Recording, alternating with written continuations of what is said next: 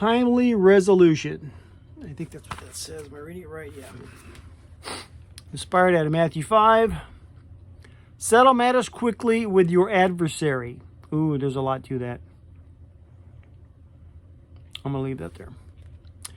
The unresolved hurt between Simon and Jeffrey had persisted for years, and Simon's attempts to re-enter the relationship had been resisted. Upon hearing the news of the death of Jeffrey's mother, Simon traveled up country in Kenya to attend her funeral service. Simon reflected on their encounter. I had no expectations at all in terms of how the whole thing would turn out. But after the service, we opened up and had a fruitful talk. We hugged, shared the moment, prayed together, and planned to meet again. If only Simon and Jeffrey had been able to reconcile earlier, so much ongoing pain could have been avoided. The words of Jesus in Matthew 5 help to put unresolved relational tensions in perspective.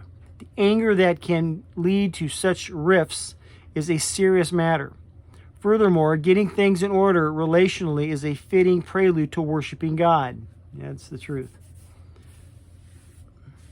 The wise words of Jesus to settle matters quickly with your adversary remind us that the sooner we do what we can to work towards reconciliation, the better for all. Relationships are risky. They demand work in our families, in the workplace, in educational settings, and among people who share our faith in Christ.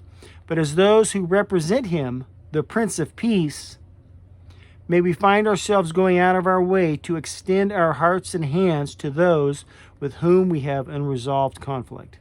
Who comes to mind when you think of someone you need to reach out to so that relational healing might begin? What's keeping you from doing so? Father, you know where the relational fissures are in my life. Forgive me for my slowness to attempt resolution. Give me the strength to take the next steps. I'll tell you something here.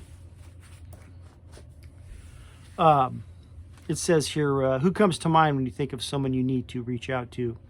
I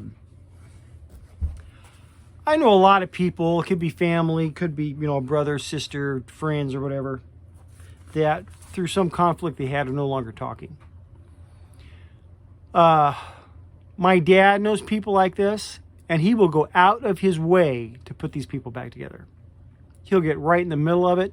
He'll sometimes not tell one about it while he brings the other one around and just gets in that stuff and tries to put people back together. Come on, you can get past this. Come on, your friendship's greater than this, they're stronger than this, and blah, blah, blah, this and that, forget, and all this kind of stuff. I am not that person. I see a fire, I run from it. I wish it the best. I do not, for one, I don't like conflict anyway. It may not seem like true, but I really avoid conflict. And so therefore, I'm not as keen on jumping into someone else's conflict. And that hasn't been a good thing for me as far as getting in other people's business. That's just something and I don't necessarily think I'm totally wrong. I might not be that right, but my dad, he'll jump in the middle of that stuff. And he's gotten some people together, and he's got some either further apart. But the way I'm wired or whatever, I look at him like, you're nuts, man. Good luck with that. Don't get me involved. I don't want no part of that thing. Anyhow, that's what when it said, who do you think? I was thinking my dad get right in the middle of this stuff. Me and my mom look at him like he's nuts. And he is. But he has gotten a few people got back together. Love you. God bless.